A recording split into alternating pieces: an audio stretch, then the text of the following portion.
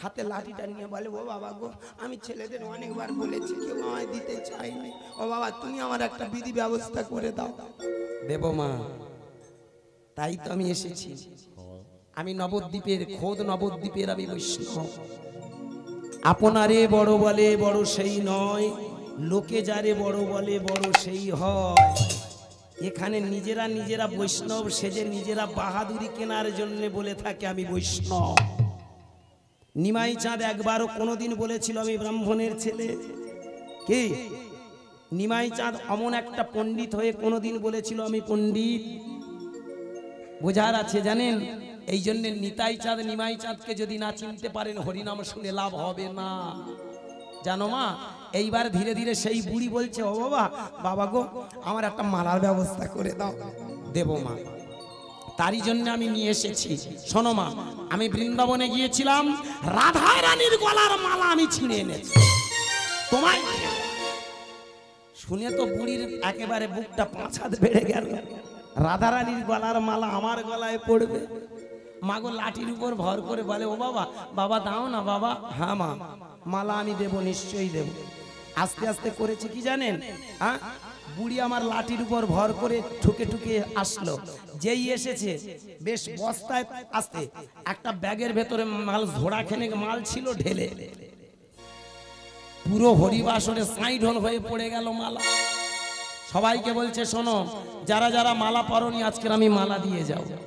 মাগো, আমার সঙ্গে আমার গিন্নি গিয়েছিল, আমার ছোট ছোট দুটো বাচ্চা, বুড়ো বয়সে বিয়ে করেছি মা, দুটো ছোট ছোট বাচ্চা। মাইরি মা দিব্যি করে, একটা 7 বছর আর একটা 3 বছর। ওই যে বছর নকডাউন হয় সেই বছর ছোটটা এসেছে।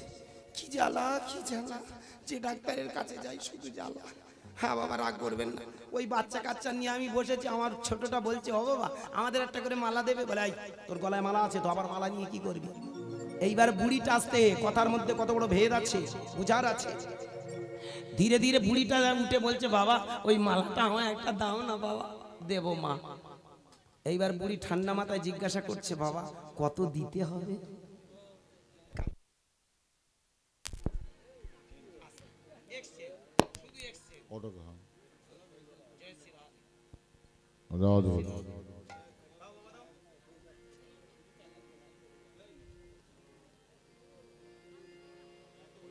জয় শ্রী রাধে,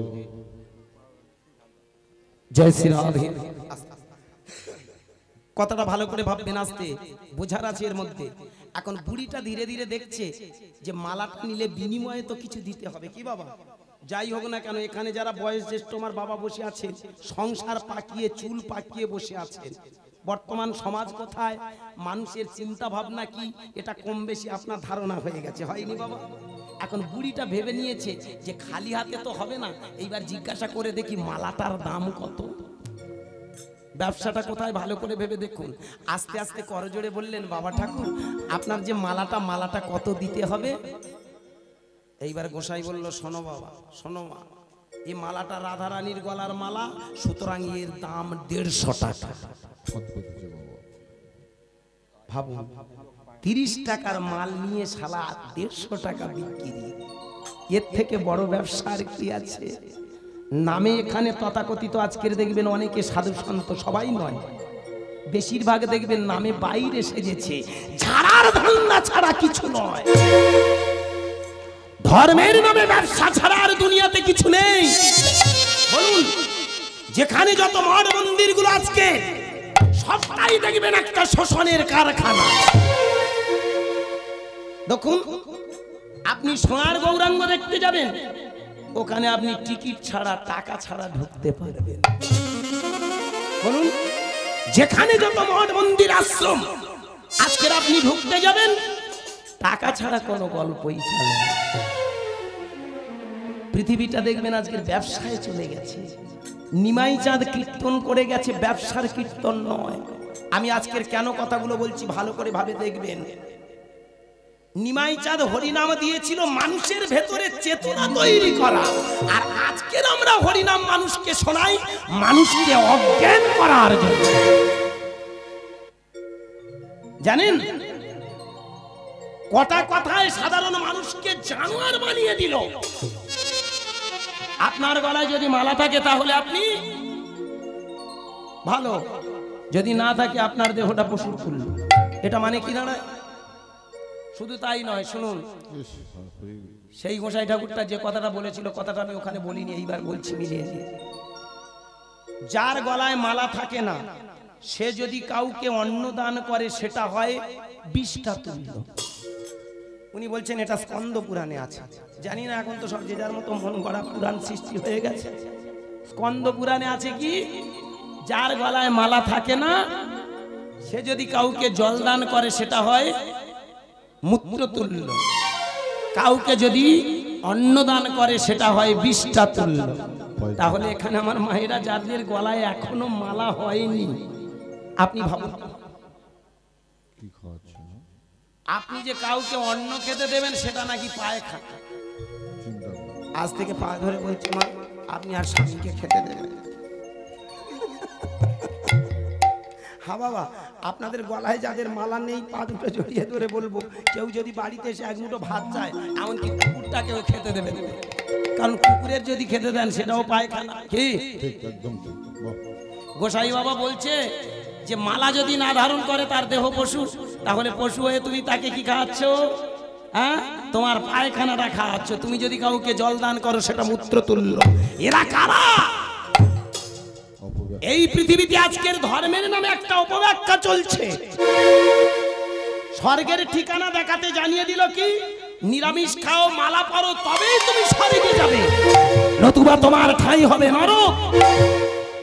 কিন্তু নিমাই চাঁদ বললেন অন্য কথা। তিনি বললেন স্বর্গ কথাটার মানে জানো? সারাগ। সারাগ স মানে নিজ, রগ, রগ মানে কপাল। আজকে আপনারা এখানে যারা বসে আছেন ভেবে দেখবেন, স্বর্গ যদি দেখতে চান, স্বর্গ যদি খুঁজে পেতে চান, চোখটা বন্ধ করে দ্বিদল পদ্মে ওইখানে বসে কিছুদিন হরিনাম করুন। প্রতিদিন সকাল সন্ধে একটু নিরালা নিরিবিলিতে বসে চোখটা বন্ধ করে ওইখানে বসে একটু কৃষ্ণ নাম করুন। দেখবেন কিছুদিন পরে আপনার শরীরে একটা শিহরণ জাগছে, ভিতরে যেন কণায় কণায় ফুলে উঠছে। আপনার দেখবেন সারা শরীরের ভিতরে একটা শিহরণ জেগে যাচ্ছে। ওই জাগতে জাগতে জাগতে জাগতে এমন একটা দিন আসবে যেদিন চোখ থেকে টস টস করে জল পড়ে যাবে। বাবা, যেদিন তোমার মধ্যে ভক্তির জন্ম হবে, যেদিন কৃষ্ণ বলতে বলতে তোমার দুটো নয়ন দ্বারা বইবে, যেদিন হরি বলতে বলতে তোমার হৃদয় বিকলিত হবে, যেদিন কৃষ্ণ বলতে বলতে তোমার চোখ দুটো নয়ন জলে ভরে যাবে, সেদিন তুমি যে আত্মতৃপ্তি পাবে, যে আনন্দটা পাবে, যে সুখানুভব করবে, এই সুখটার নাম হলো স্বর্গ। নিতাই গৌর হরি বল। যে সুখটা পাওয়ার পর এইবার তুমি চাইবে সবাইকে আমার সুখের সুখী অংশীদার করে দেব। দেখবেন সেই মানুষটা সবাইকে বলবে, বলো না একটু হরি নাম, বলো না কৃষ্ণ নাম, বলো না এই মহানাম। এমনি করে সবার ভিতরে যেদিন চেতনা তৈরি হবে, আস্তে আস্তে সংস্কার মুক্ত হয়ে যাবে। হিন্দু থাকবে না মুসলমান, মুসলমান হিন্দু খ্রিস্টান জৈন কোনো জাত থাকবে না, কোনো ভেদাভেদ থাকবে না, কোনো হানাহানি থাকবে না, কোনো মারামারি কাটাকাটি থাকবে না, বর্ণ বিদ্বেষ, জাতি বিদ্বেষ, বর্ণ বৈষম্য দূর হয়ে যাবে। এই সমাজটা যেদিন সুন্দরভাবে গুছানো সাজানো হয়ে যাবে, এই সমাজের নাম হবে স্বর্গ। তাহলে নিজে আত্মতৃপ্তি পাওয়ার পর সবাইকে যেদিন শান্তির নীড় তৈরি করে দেয়া হবে, সমাজটা যেদিন সুস্থ হবে, সমাজে যেদিন সবাইকে সমান চোখে ভালো চোখে দেখা হবে, এই ভালো চোখে দেখার পর যে সুন্দর একটা শান্তির সমাজ তৈরি হবে, তার নাম স্বর্গ। বেশ বাবা, হরি বল। তাই তো বিবেকানন্দ বললেন, কোথায় স্বর্গ কোথায় নরক, কে বলে তা বহুদূর। মানুষের মাঝে স্বর্গ নরক, মানুষের মাঝে সুখ।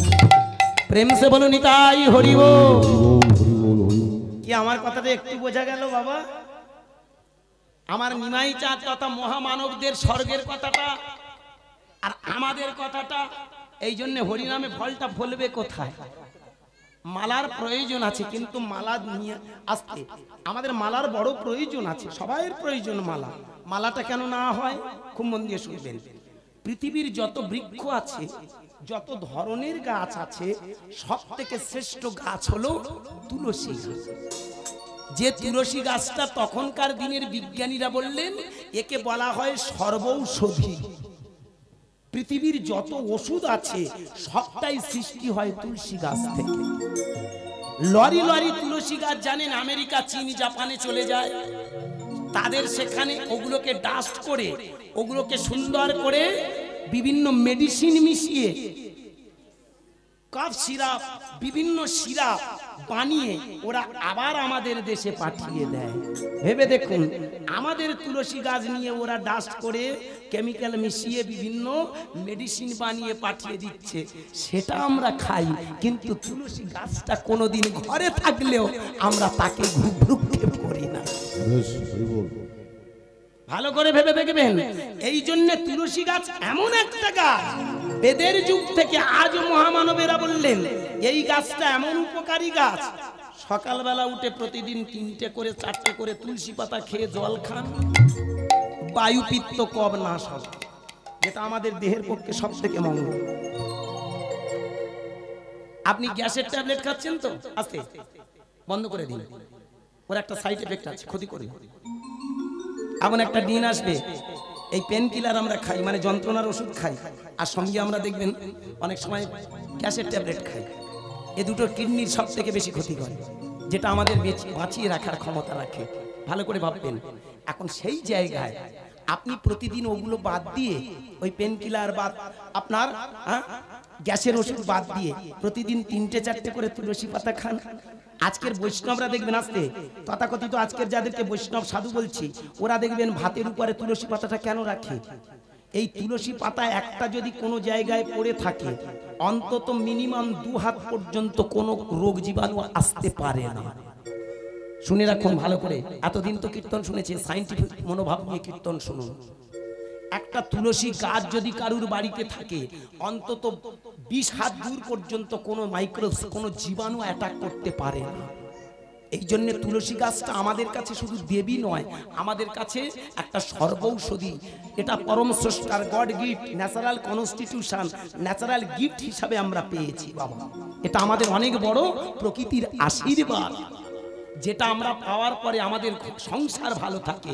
এই তুলসী গাছ বাড়িতে রাখুন, আপনার দেখবেন সংসারটা রোগমুক্ত থাকে। আপনার মাথার যন্ত্রণা হচ্ছে, মাটিটা একটু, তুলসীর মাটিটা একটু ঘষে দিন, উপশম হবে। মালাটা কেন করা হয়? এই তুলসীর কাঠটা যখনই গলায় পড়া হচ্ছে, আমাদের কফ নাশ হয়। দেখবেন কম মানুষের মৃত্যুর কারণ। যে মানুষটা বুড়ো হয়ে গেছে, বুড়ো হয়ে গেলে দেখবেন গলা আসতে, গলার ভিতরে ঘর ঘর ঘর ঘর একটা শব্দ। দেখবেন তুলসীটা যদি প্রথম থেকে আমরা যদি ব্যবহার করে যাই, ওই বৃদ্ধ মানুষের যতই ঘর ঘর শব্দটা হোক না কেন, অনেকটা সে শান্তি পায়। হ্যাঁ মা, এই মালাটা এমন একটা জিনিস যেটা আমাদের ব্রেনটাকে সুস্থ রাখে, ব্রেনটাকে ঠান্ডা রাখে। সব থেকে বড় কথা, মালাটা আপনি যেদিন থেকে পরবেন, আপনার মেন্টালিটির একটা পরিবর্তন হয়ে যাবে। হবে না বাবা? হবে না মা? যেই মালাটা পরবেন সেদিন থেকে বলে দেবে, এই বুঝে বুঝে কথা বলবো। আপনি একটা মিথ্যা কথা বললেন, মালা সঙ্গে সঙ্গে বলে দিচ্ছে, খবরদার, এক্ষুনি কেন মিথ্যে কথা তুই বললি? আমার গলায় নিয়ে আবার মিথ্যে কথা বলবি, এটা তো ঠিক নয়। কি তাহলে এটা কি করে? এটা একটা গাইডের কাজ করে, অ্যালার্মের কাজ করে।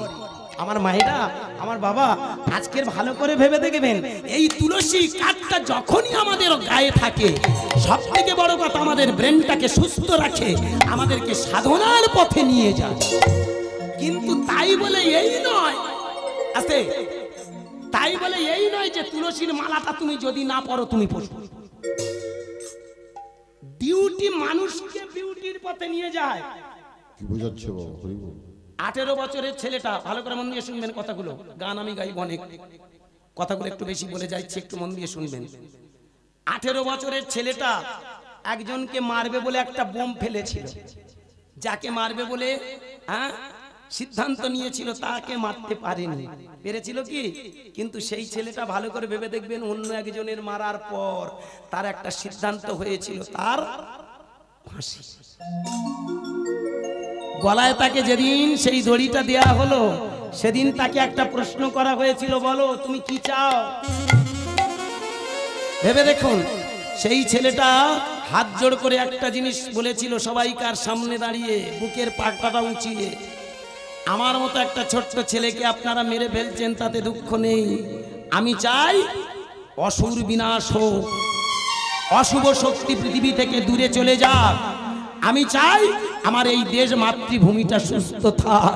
আমি মৃত্যুর জন্য কাঁদি না, আমি কাঁদি আমার মায়ের চোখের জলের জন্য। তাই যারা আমার মায়ের চোখের জল ফেলে তারা বেঈমান, আর তাদের জন্য আমি সিদ্ধান্ত নিয়েছিলাম। গলায় একটা দড়ি ঝুলেছিল। আচ্ছা, ওর গলায় কি কোনো তুলসীর মালা ছিল বাবা? ও কি তিলক কাটতো? ও কি মঠ মন্দিরে থাকতো? ও কি নিরামিষ খেত? ভালো করে ভেবে দেখবেন, সেই ছেলেটা আজকের আমাদের কাছে কি হয়ে গেল? দেবতা। কি বাবা, আজকের আমরা যারা স্কুল কলেজে পড়াশোনা করি সেই ছেলেটার দিকে তাকিয়ে আমরা ধূপ দিবি জ্বালিয়ে আমরা পূজা করি। তোমাদের মতো দেবতার প্রয়োজন। তাহলে ভেবেছেন, যার ভিতরে চেতনা আছে, এই চেতনাটা দিয়ে যদি সমাজটা সুন্দর করে, তার আর মালার প্রয়োজন লাগে না।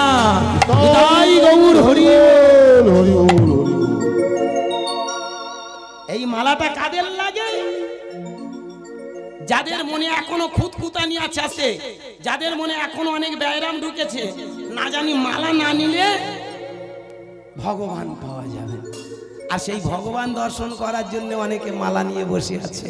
আর এখানকার তথাকথিত আজকের আমাদের দিনে যারা আমাদের মতো যারা এই সাধু সন্ন্যাসী সেজে আপনাদেরকে টুপি পরার জন্য আমরা এখানে দাঁড়িয়ে, আমি পা দুটো জড়িয়ে ধরে বলবো ভক্তমণ্ডলী, এটা আমার নিমাই চাঁদের কথা নয়।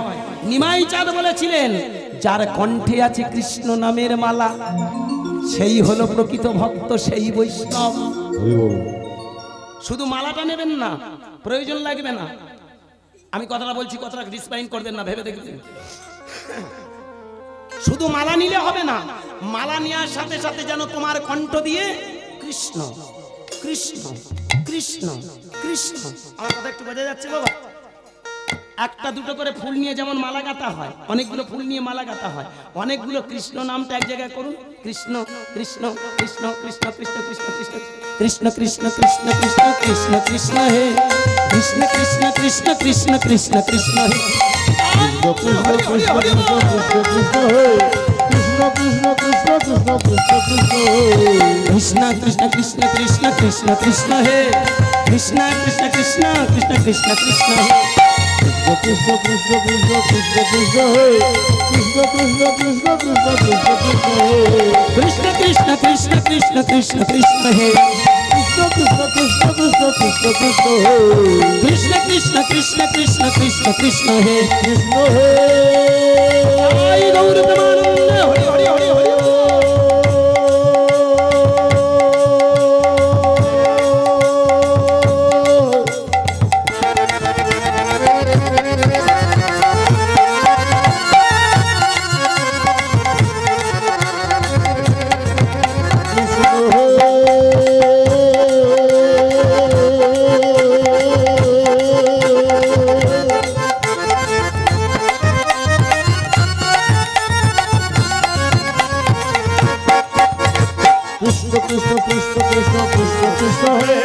কৃষ্ণ কৃষ্ণ কৃষ্ণ কৃষ্ণ কৃষ্ণ কৃষ্ণ হে কৃষ্ণ কৃষ্ণ কৃষ্ণ কৃষ্ণ কৃষ্ণ হে কৃষ্ণ কৃষ্ণ কৃষ্ণ কৃষ্ণ কৃষ্ণ কৃষ্ণ হে।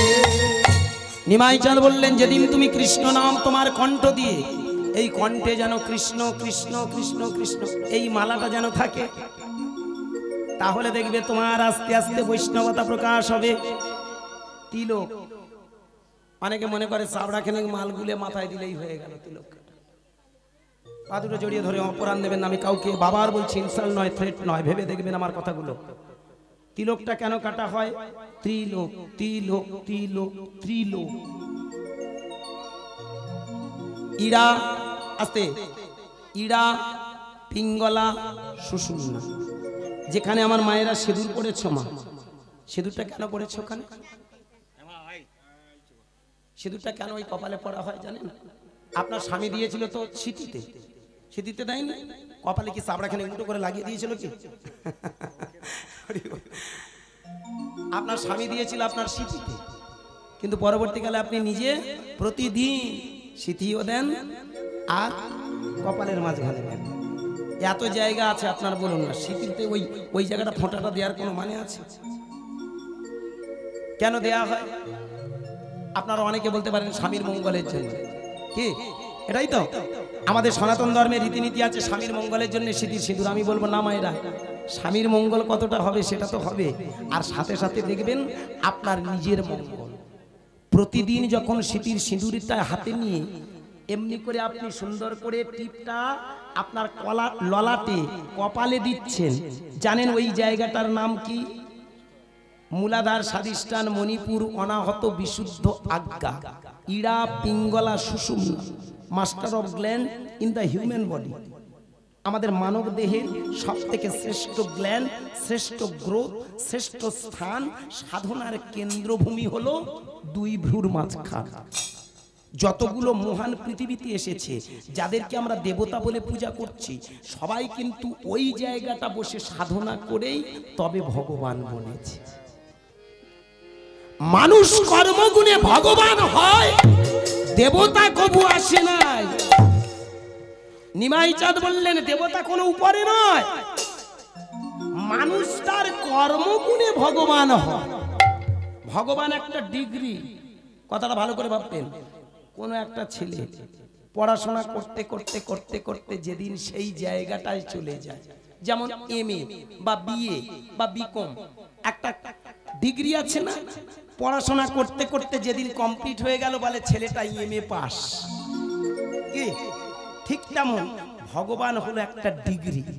আজকে আমার কীর্তনটা এই জন্য শেষ পর্যন্ত শুনে বিচার করবেন, ভগবান কাকে বলছি, কে ভগবান, what is God and what is he. ভগবানটা কি আর ভগবানটা কে? এতদিন আপনারা পুজো করেছেন দেবদেবতাদের, কোনোদিন ভেবে দেখেছেন ওদেরকে কেন পুজো করা হয়? ওরা কারা? ওরা আমার আপনার মতো মানুষ ছিল, ওরা আমার আপনার মতো মায়েরা, মাগো আপনাদের মতো মেয়ে ছিল, কিন্তু কর্মগুণে ওদের এই থার্ড আইটা জাগ্রত করে ওরা দেখেছিল এই পৃথিবীতে একটা নারীর কি করণীয় আছে, একটা নারীর কি কর্তব্য আছে। এই যে মায়েরা, আস্তে সিঁদুরটা প্রতিদিন যখন দেখবেন আপনি সিঁদুরটা পড়ছেন না, সেদিন থেকে দেখবেন আপনার